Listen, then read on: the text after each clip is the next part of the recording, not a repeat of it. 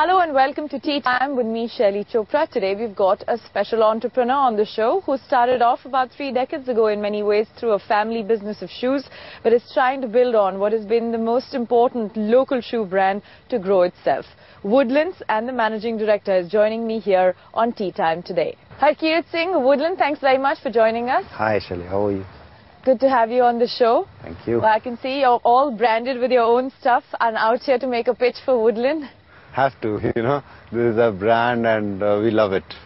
Surely you love it, and I know that it's one of India's homegrown brands. How did it all begin for you? There are, of course, multiple stories about how the origination of the brand and the story is in Canada, and some believe it's in New Delhi. Tell us the real story. It originated in Quebec City in Canada, where we had this factory where we were making winter boots. You know the... This is a family business?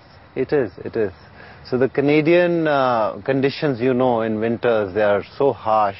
And we were specializing in these winter boots which were like outdoor, they were waterproof and they had all those skid-proof. And the linings were all radiant, so all the, you know, so that the heat is maintained in the feet. So we were quite specialized into these. Yeah. But of course, you know, like since in Canada the costs are very high, you know, so we Cost of production. So we had to get the uppers, you know, which for the boots, you know, the upper leather and uppers, they used to come from India. So we had our tanneries in India. And we had these manufacturing facilities which were supplying us the uppers from India. So that is how the connect is, you know, the uppers were coming from there. The boots were like all made in Canada. And then at what stage did you decide that, you know, maybe it's time to go back home and set up business in India in a bigger way, rather than just sort of having a manufacturing facility? See, it was around late 80s, early 90s, where actually, you know, our main market used to be in Northern America and Northern Europe and all. So these countries started sourcing from China, you know, and since, you know, the cost in China is much cheaper than made in Canada shoes, so we were seeing that our markets were dwindling there, you know. Right. And we were looking for other markets. So, you know, we tried in some countries in Southeast Asia. India, of course, you know, we had a base here, you know, we had our tanneries here, we had our shoe upper factories here. So it was quite automatic, you know, that we also tried. Move. But, you know, we never expected that India would be our main market one day, you know. Because and it is today? Are you no longer export? We do, but we do only branded, you know, like Woodland is so big now. So, you know, we are taking Woodland out to other countries. We are having distributors there. We are having shop-in-shops, retails. So, but, you know, there's so much to do in India, you know, because the market is growing like anything. Yeah. So it's, you know, better to focus in certain countries, you know, because... When you say market's growing like anything, what kind of figure are we talking about at the rate of growth of the shoe retail market? See, we as such ourselves, we are growing by almost about 20-25% every year.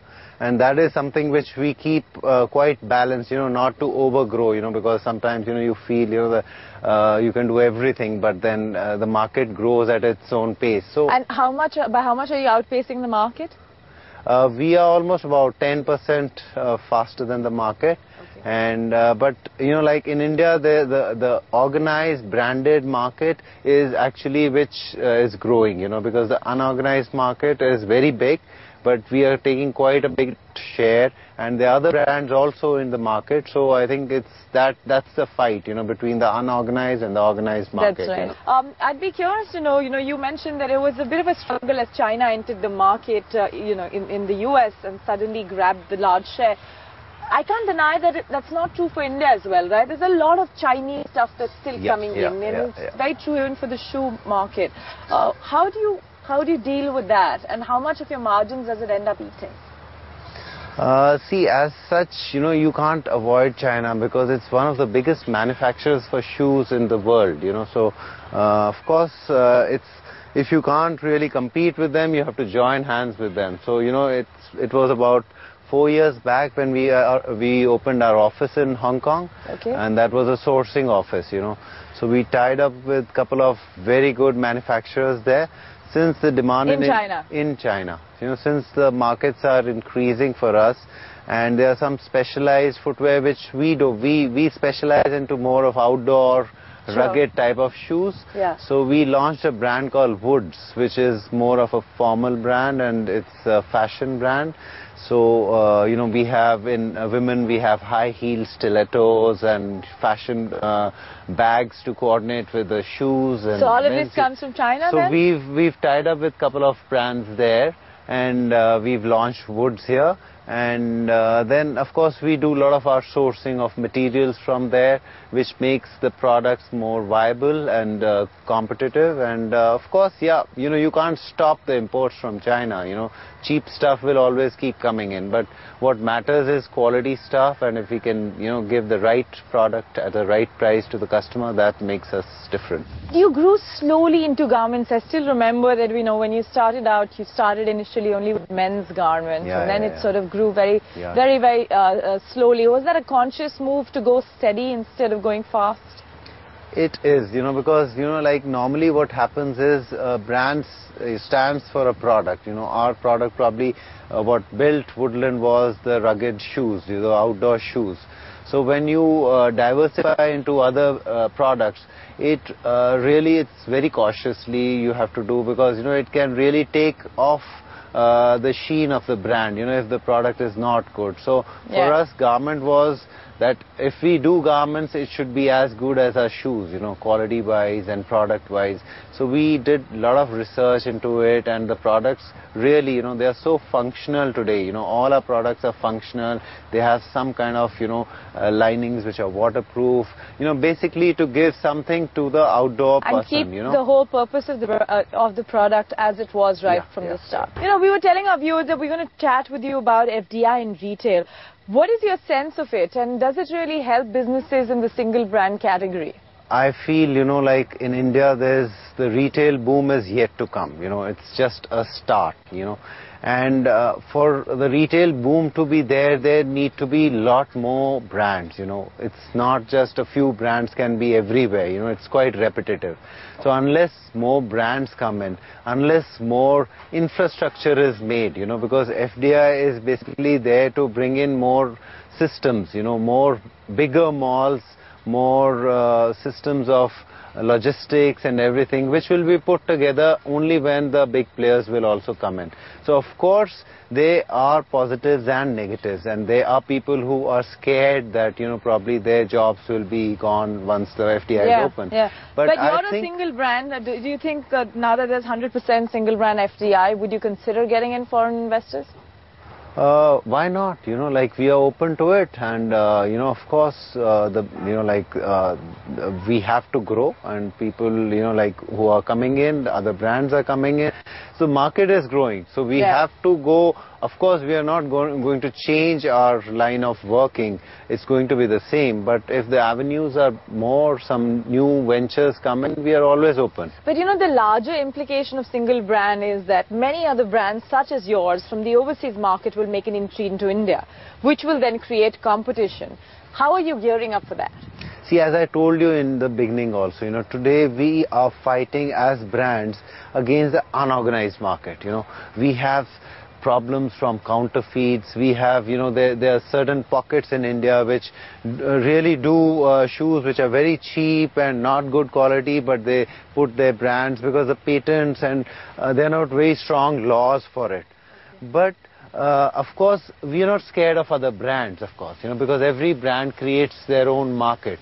So the more the brands, the branded stuff gets more stronger. The customer feels that, you know, buying a brand is an investment, you know. And so the common rival is the unorganized market, and not necessarily not the other brand. Who's your inspiration in corporate India? When you look at strategy, thinking, you study about people, you want to emulate them, who are such people that you track?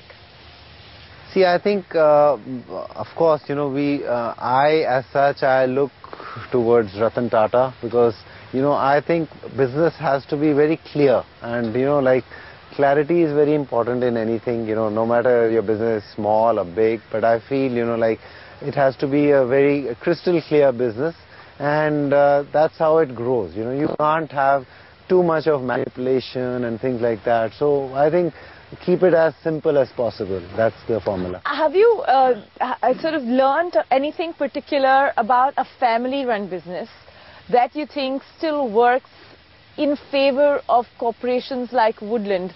Because eventually it's still run by a bunch of the family members. What has helped professionalize it, and what has helped adding that personal touch? See, the personal touch comes from, I think, without professionalism, I think no business can grow. Even today, we feel, like our people, our team, they are so good, they work on their own, we don't have to tell them. But where it comes from our part, where our founders are there, we feel, like we actually, we are like artists, like we love our product, So I think that comes from the heart, where we feel, how we can, where we want the product to be, how we want, because at the end of the day, the product is what it matters, Sure. So no matter how much you advertise, no matter how much your brand is so big, but end of the day, it's the customer, what the customer thinks about your product. So we put a lot in our product. We have a lot of R&D happening on the product, and that comes from... What kind of money do you spend on R&D? It's very high. It's almost about 10 to 15% we put in that, so that's... And the R&D is done in India? No, we've got designers in Italy who do all the designing, and then we have a lot of Indian guys who are very smart kids who do the designing for us. Yeah. Harkirat, you were telling me a little bit about how your apparel business is doing interestingly well, but you're moving more and more into organic products, which is organic cotton and organic wool and so on. How do you do that? And really, why suddenly move into organic? We want our customers to be as close as possible to nature.